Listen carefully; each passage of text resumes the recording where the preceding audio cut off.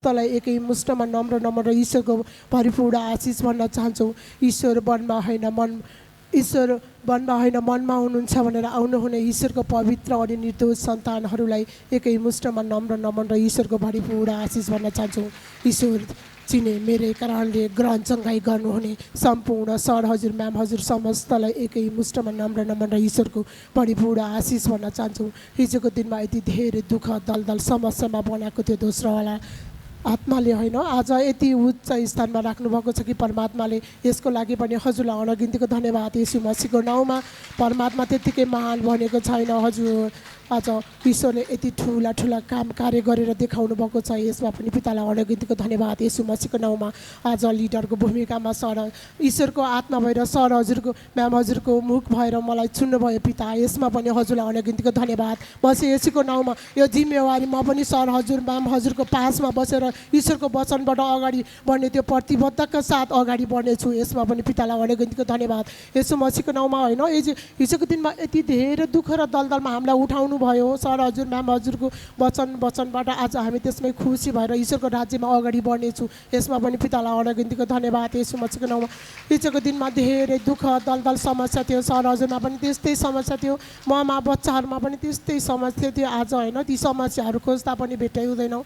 परमात्माले पखालेर यति उच्च स्थानमा राख्नुभएको छ कि पिता यसमा पनि हजुरलाई अनगिन्तीको धन्यवाद। येशू मसीहको नाउँमा ममा पनि अस्तिको गुरु पूर्णिमाको अघिल्लो दिनदेखि यति धेरै हालत आएको छ कि ममा पनि होइन ती हालतहरूलाई मैले हेरेन नहेरिकन ईश्वरलाई हेरेँ, ईश्वरको कार्यलाई हेरेँ। म पनि मलाई पनि अगाडि बढाउनको लागि रहेछ होइन यति धेरै हालत समस्या पनि लिएर आएको थियो क्या दोस्रोवालाले होइन। ममा पनि त्यतिकै पनि यति धेरै यो थोरै कान कोट्टाको न्युमा पनि मलाई यति धेरै हालत लिएर आयो कि एकपट्टिको मेरो पाटै दुखेर बोल्नै नहुने जो आउँदा पनि रिस मात्रै उठ्ने बनाएको थियो।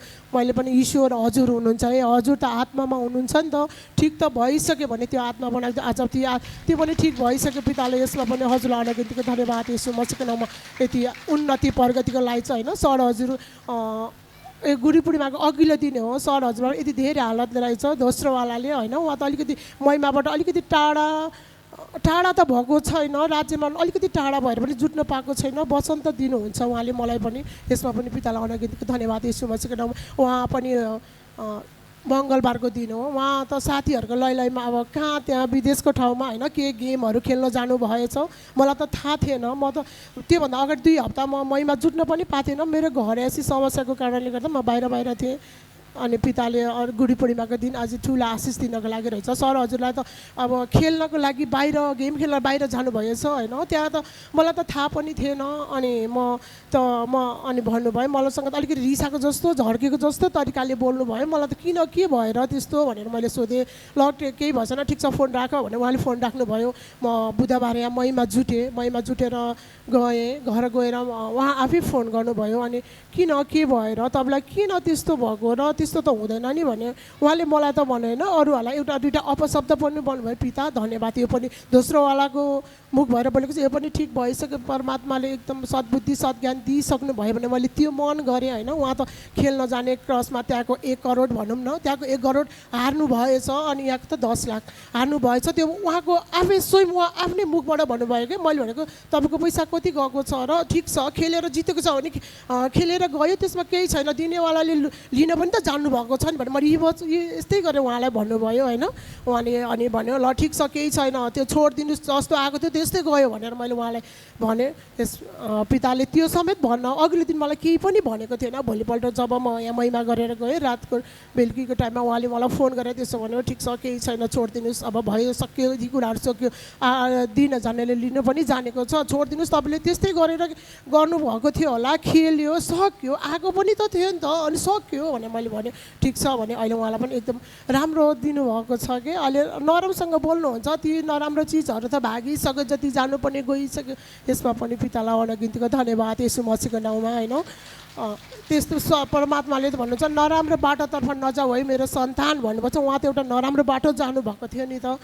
अनि यसमा पनि अहिले त सद्बुद्धि सद्ज्ञान त पिताले दिइसक्नु भएको छ। पितालाई अनगिन्तीको धन्यवाद यीशु मसीहको नाउँमा होइन। आज एउटा सर हजुर म्याम हजुर चौतारी बनेर हामी त बटुवा बनेर होइन उहाँको वचनबाट हिँड्ने सन्तान हामीलाई त बनाउनु भएको छ होइन। सर हजुर म्याम हजुरलाई पनि ईश्वरको भरिपूर्ण आशिष सदा सर्वदा बर्सिरहोस् भन्न चाहन्छु होइन। आत्मामा ईश्वर हुनुहुन्छ, हामीले पनि ईश्वरद्वारा नै चल्नुपर्ने रहेछ परमात्माले भन्नुभएको छ नि त होइन।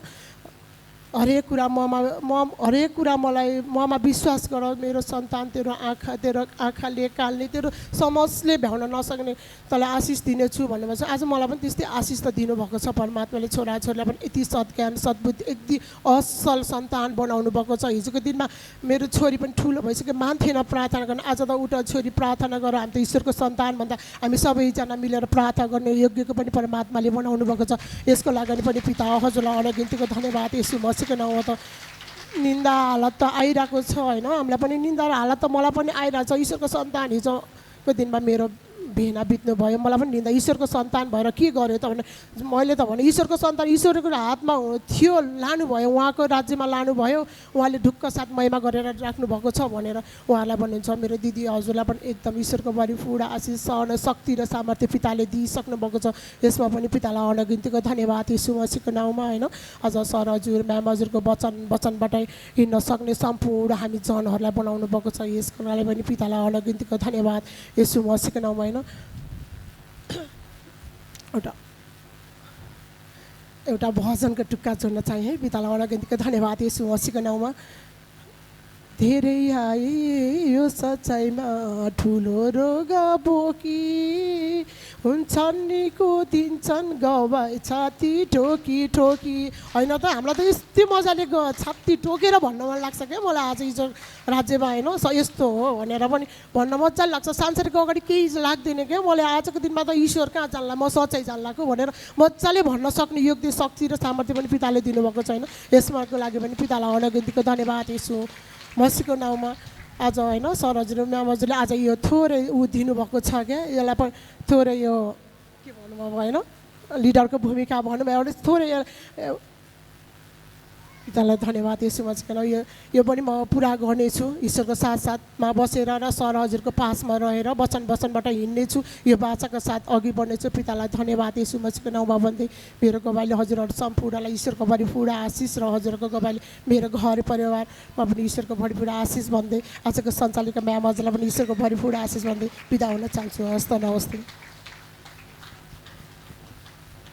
घर घरमै खोजे मन्दिरमा खोजे, घर घरमै खोजे मन्दिरमा खोजे, आत्मामा रहेछ तिम्रो बास हे ईश्वर, आत्मामा रहेछ तिम्रो बास, आत्मामा रहेछ तिम्रो बास हे ईश्वर, आत्मामा रहेछ तिम्रो बास।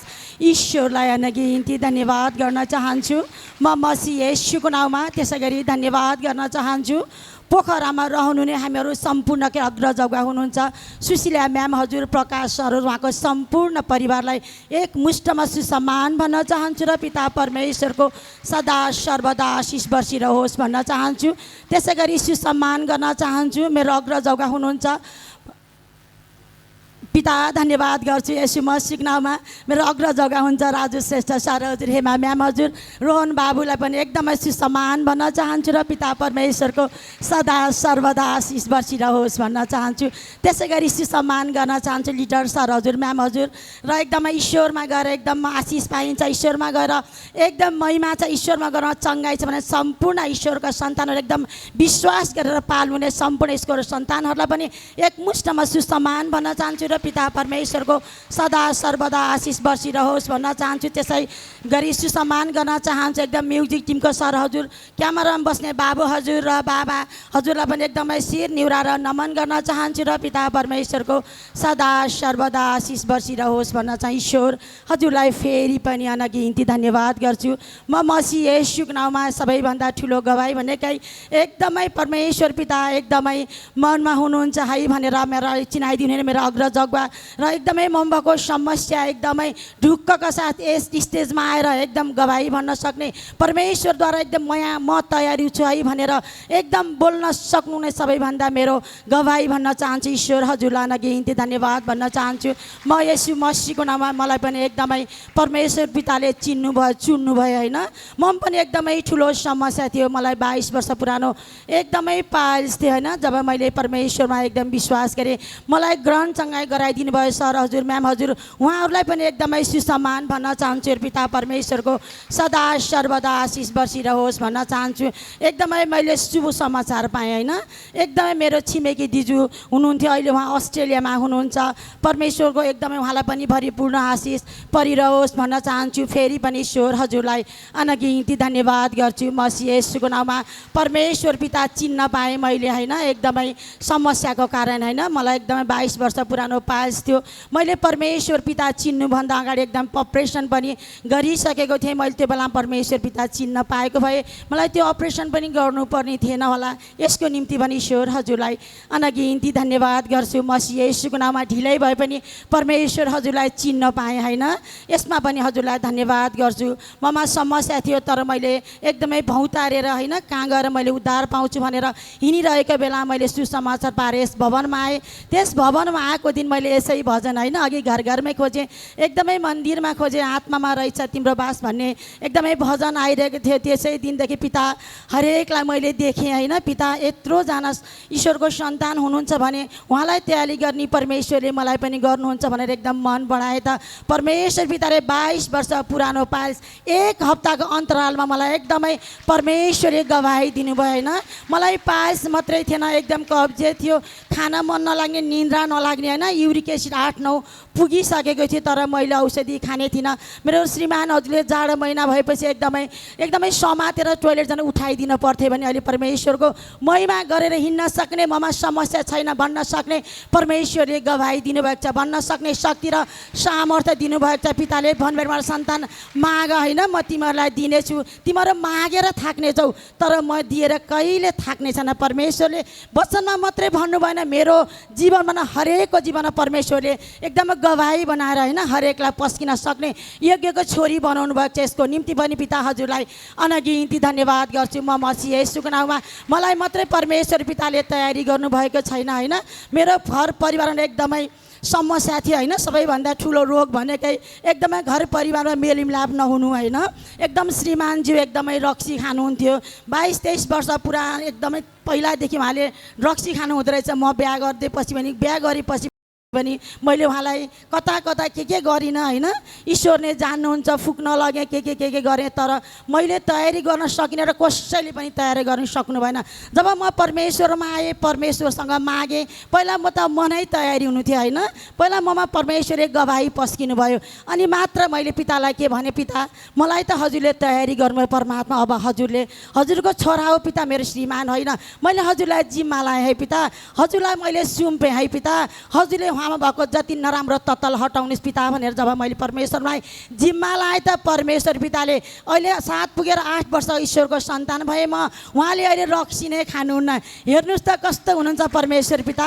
परमेश्वरले भन्नुभएको छैन ए मेरा सन्तान तिमीहरू विश्वास मात्रै गरेर होइन, तिमीहरू विश्वास मात्रै गर, तिम्रो पिता तिमीहरूले मलाई पिताजी भनेर एकपल्ट फर्केर हेर, तिमीहरूको सांसारिक बाबाले गर्न नसकेको चिन र चमत्कार मैले गरेर देखाउने छु होइन। यस्तो परमेश्वर पिता हामीले पाएका छौँ, अब हामी डराउँछौँ त हजुर एकदमै। त्यही भएर हजुरहरू पनि कसैको श्रीमानले ड्रिङ्क्स गर्नुहुन्छ, रक्सी खानुहुन्छ भने एकदमै ढुक्कसँग हजुरले उहाँलाई कराउने होइन रहेछ।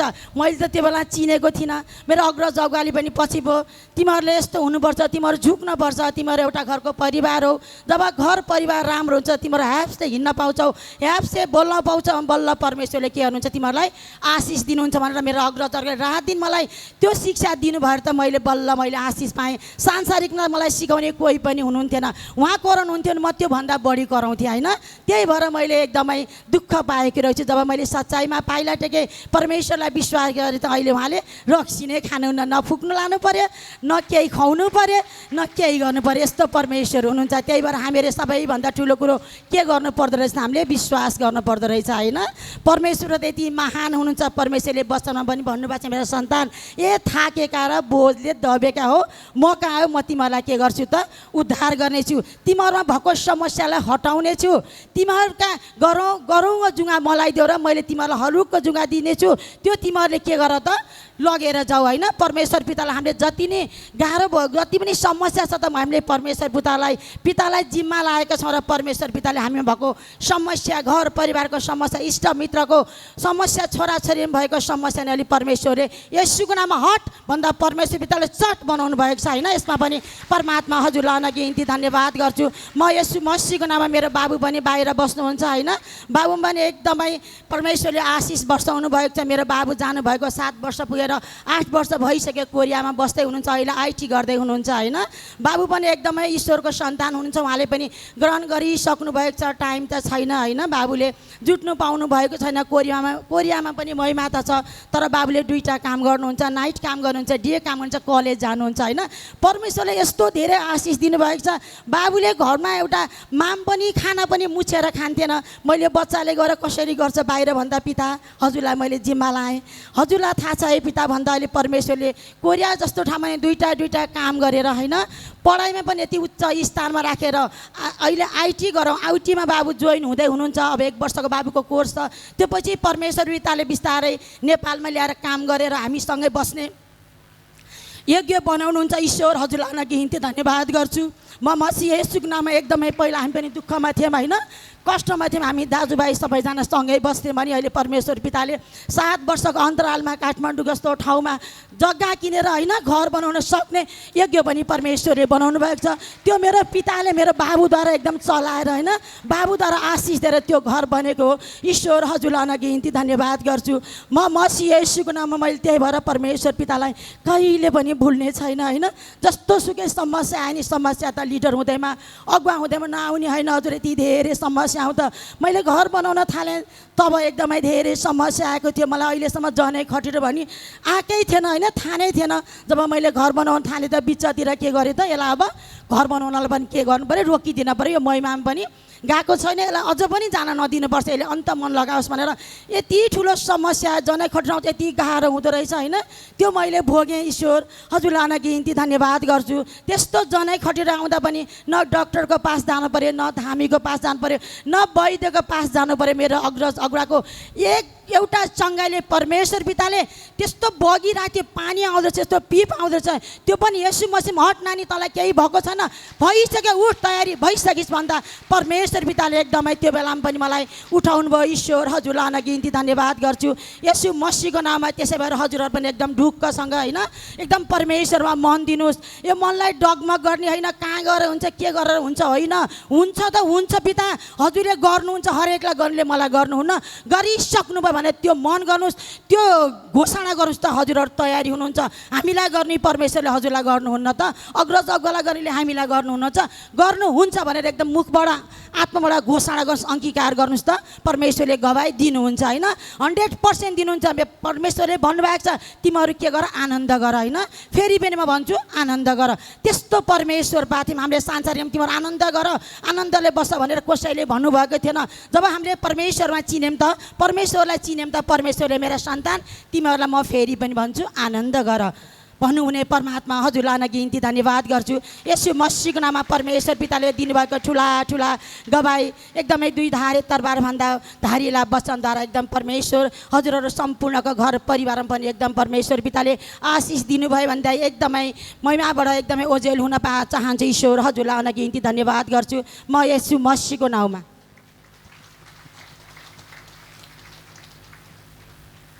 तिनै लोकका सृष्टिकर्ता परमपिता ईश्वर हजुरलाई अनगिन्ती धन्यवाद गर्छु गुरु मसीह येशूको नाउँमा। र पोखरामा रहनुहुने प्रकाश सर हजुर र सुशीला म्याम हजुर उहाँको होल फ्यामिलीलाई शिर निहुराई नमन भन्न चाहन्छु र ईश्वरको भरिपूर्ण आशिष भन्न चाहन्छु। र यहाँ हुनुहुने हाम्रो दुःख कष्टलाई सबैलाई थाती राखेर हामीलाई उद्धार गर्नुहुने हाम्रो राजश्रेष्ठ सर हजुर, हेमा म्याम हजुर र रहन सर हजुरलाई नि शिर निहुराई नमन भन्न चाहन्छु। ईश्वरको भरिपूर्ण आशिष भन्न चाहन्छु। र दायाँ बायाँ बस्नुहुने लिटरजनहरू नै सबै मभन्दा अग्रजग हुनुहुन्छ, उहाँहरूलाई नि शिर निहुराई नमन भन्न चाहन्छु र ईश्वरको भरिपूर्ण आशिष भन्न चाहन्छु। म्युजिक टिममा बस्नुहुने, क्यामेरामा बस्नुहुने र काउन्टरमा बस्नुहुने बाबा, गेटमा बस्नुहुने र ईश्वरको आत्मीयजनलाई पनि म शान्ति खड्काको तर्फबाट शिर निहुराई नमन भन्न चाहन्छु। ईश्वरको भरिपूर्ण आशिष भन्न चाहन्छु। र मेरो गवाई भन्नुपर्दा त म सुगारले धेरै गालिसकेको थियो। पहिला पाटन हस्पिटलमा जचाउँथे, पाटन हस्पिटलले एम्बुलेन्स सहित वीर हस्पिटलमा पठाएको थियो। वीर हस्पिटलले नि मलाई बिहान बेलुका दिनमा 2 चोटि इन्सुलिन लगाइदिन्थ्यो र 3 चोटि दबाई खानु पर्थ्यो।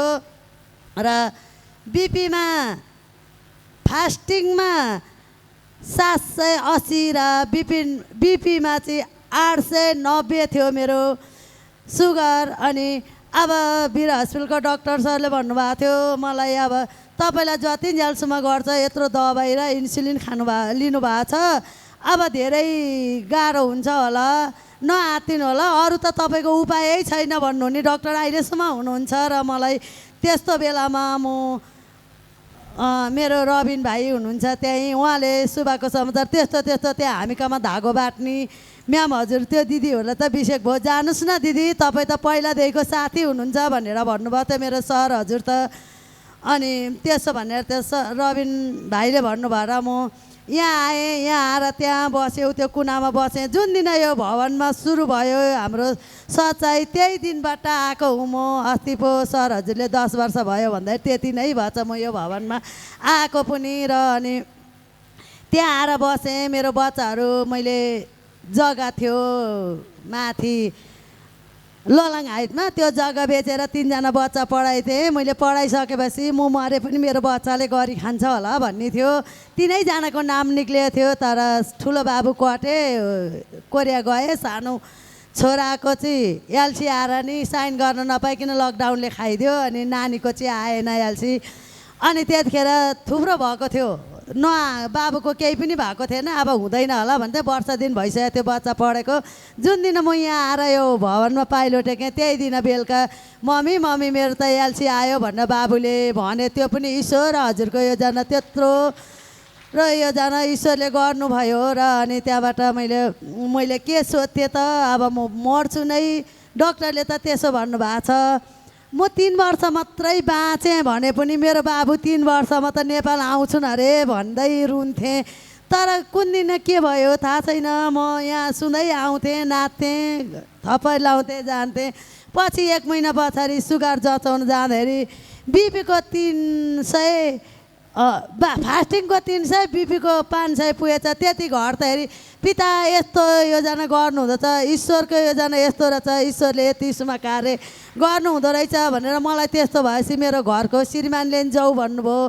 छोराछोरीले नि मम्मी तपाईँ त्यहाँ गएर राम्रो हुनुहुँदो रहेछ भनेर म त्यसरी यहाँ आएँ। मैले यहाँ आएर नि 1-1.5 वर्षसम्म दबाई खाएँ, मलाई विश्वास लागेन होला केही भनेर। त्यहाँबाट सरहरू सबैजना पोखरा जानुहुने रहेछ, म पनि जाने पोखरा भनेको थिएँ। अनि त्यहाँबाट बाबुले 11,000को दबाई मलाई महिनामा 11,000को दबाई लाग्थ्यो, इन्सुलिन र दबाई गरेर बाबुले आज बिहान मात्रै ल्याइदिएको थियो। अनि भोलि त म पोखरा जाने सरहरूसँग पोखरा जान्थेँ। पोखरा गएपछि यहाँनिर म्याम हजुर मलाई यस्तो यस्तो भनेको छ।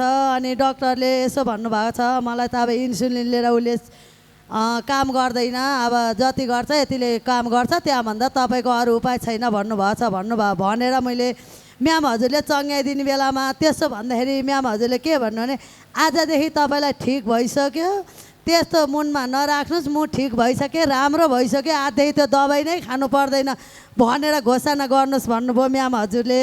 अनि त्यहाँबाट मैले त्यो बेलुका पनि खाएँ त्यो दबाई। भोलिपल्ट बिहान त्यो 11,000को दबाई पोखराको डस्टबिनमा हालेर आएको। पिता ईश्वर मैले आजसम्म यो दबाई खानु परेको छैन।